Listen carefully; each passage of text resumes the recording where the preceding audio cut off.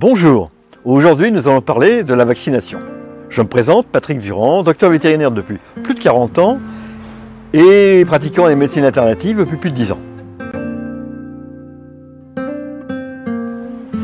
Alors c'est vrai que souvent il est posé la question de l'intérêt des vaccinations, faut-il les faire absolument, faut-il les faire aux animaux qui ont un petit peu d'âge? Ce sont des questions qui sont importantes, qui relèvent à la fois du plan médical et qui relèvent aussi parfois du plan philosophique, il faut le dire. J'ai des réponses qui peuvent être différentes selon les cas, selon l'environnement. C'est un petit peu tout qui compte dans ce genre de questions. Après, les vaccinations sont-elles extrêmement intéressantes? Déjà, une chose très simple, en dehors de la vaccination antirabique, donc contre la rage, qui se fait pour aller hors du territoire métropolitain, le vaccin, la rage à ce moment-là est obligatoire, il n'y a pas d'autre vaccin obligatoire. Ça, c'est un premier point. Pour les autres, justement, vous pourrez décider en fonction d'une situation donnée. Chaque vaccin est différent, chaque vaccin est efficace pendant un certain temps. Il y en a qu'il faudrait faire tous les 6 mois, d'autres tous les ans, d'autres tous les 3 ans. Et donc c'est en connaissance de cause avec le vétérinaire qui va faire le vaccin que vous pourrez décider si vous souhaitez faire les vaccins. Il y a des vaccins plus ou moins efficaces. Il n'y a jamais de 100% avec les vaccins, donc toujours cette histoire de balance bénéfice-risque dont on parle si souvent, qui est aussi importante chez les animaux. Par exemple, chez le chat, souvent la balance bénéfice-risque est plutôt du côté du risque, et donc les propriétaires de chats renoncent à vacciner leurs animaux.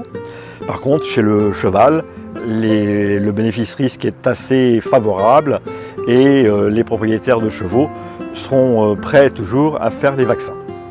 Il faut donc, en fonction de ces éléments qui peuvent être précisés et avec votre consentement, choisir une solution. Cette solution, c'est où on vaccine ou on ne vaccine pas. Si on ne vaccine pas, que peut-on faire? On peut pallier à l'absence de vaccination en donnant des plantes, en donnant des compléments alimentaires qui vont avoir une action importante sur l'immunité et donc protéger l'animal des maladies qu'il pourrait attraper, comme on dit. En fait, il faut savoir qu'un vaccin protège contre une maladie, un vaccin une maladie. La stimulation non spécifique de l'organisme par des compléments alimentaires, des plantes, etc., va jouer sur l'ensemble des maladies, c'est-à-dire la plupart des virus, la plupart des bactéries, voire certains champignons, vont ne pas agresser, ne pas attaquer la personne qui va être, ou l'animal qui va être sous l'effet des stimulants de l'immunité, et donc vous aurez une protection plus large. Je dirais peut-être moins spécifique, mais beaucoup plus large, ce qui peut être un choix et ce qui peut être intéressant.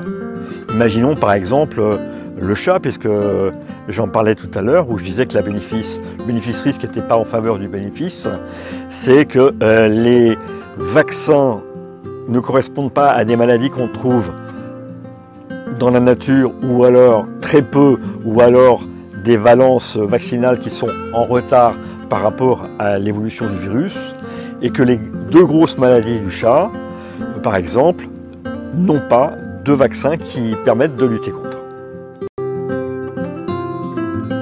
Quand je vous parle de plantes, quand je vous parle de compléments alimentaires, je veux surtout parler de la vitamine D, du zinc, qu'il est important de prendre régulièrement pour avoir une immunité correcte, que ce soit les humains comme les animaux.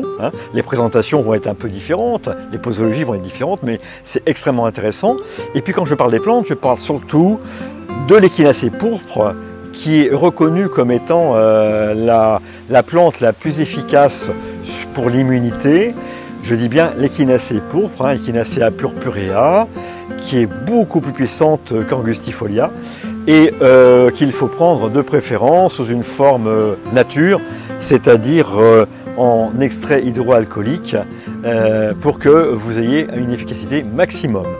Cette plante, j'ai déjà fait un post et je crois une vidéo sur cette plante. Cette plante est très efficace sur les virus respiratoires, mais elle est quand même très puissante sur l'ensemble des infections, même les bactéries. C'est celle qui permettait, en mangeant les racines, aux Indiens des grandes plaines des États-Unis de se protéger de toutes les maladies ou des infections qu'ils pouvaient attraper. Alors, au-delà d'utiliser des stimulants non spécifiques de l'immunité, il suffit d'avoir naturellement une bonne immunité. Et pour cela, c'est comme pour les humains, c'est la même chose. Une bonne alimentation, c'est un premier élément. Dormir correctement, souvent les animaux le font très bien, il faut le dire. Un exercice quotidien et régulier, ça c'est beaucoup plus important, car souvent on a un exercice mais 1 ou 2 fois par semaine. Non, un exercice quotidien, régulier, constant, mais important. Ça, c'est très important aussi. Et puis, il y a d'autres choses. Par exemple, chez les humains, on dit que la musique, la danse peuvent aider. Écoutez, la musique peut aider votre animal à se sentir encore mieux. Et je propose souvent de faire écouter Mozart à votre chien. On sait sur d'autres espèces animales que le chien ou le chat ou le cheval que Mozart est très efficace pour rendre la vie plus paisible et se sentir bien. Et n'hésitez pas à faire écouter du Mozart à votre animal de compagnie. Vous verrez qu'il sera beaucoup mieux. Et puis, éventuellement aussi, il y a d'autres méthodes. Bon, chez les humains, on parle de la méditation. C'est vrai qu'on a l'impression que les animaux sont tout le temps en méditation. C'est pour ça qu'ils sont bien et que souvent ils répondent très bien contre les maladies naturellement. Voilà. Ça, c'est des petits conseils au niveau de l'immunité en général qui sont importants. Donc, je reviens à l'alimentation, je reviens à la tranquillité, à l'exercice régulier et surtout entretenir un microbiote de qualité. Ce microbiote de qualité, on l'aura si vous avez une alimentation de qualité et un entretien du microbiote. Ça sera l'occasion de vous en reparler dans une autre vidéo et dans un autre post.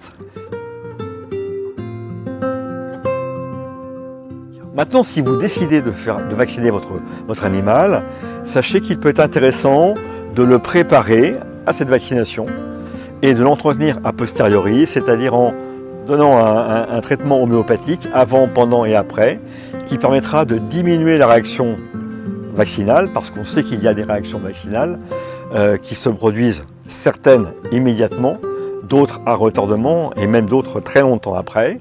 Et donc, si vous voulez que ces vaccinations se fassent dans de bonnes conditions, il y a moyen en utilisant ce protocole homéopathique que je tiens à votre disposition. Je vous remercie beaucoup d'avoir écouté cette vidéo. N'hésitez pas à aller voir mon post, mon article complet sur la chaîne YouTube ou sur mon site. Et puis, si ça vous a plu, un pouce. Si ça vous a plu encore plus, partagez. Et si vous a plu encore plus, n'hésitez pas à revenir nous voir prochainement pour une autre vidéo, pour d'autres articles, toujours sur notre site Naturovet. Au revoir.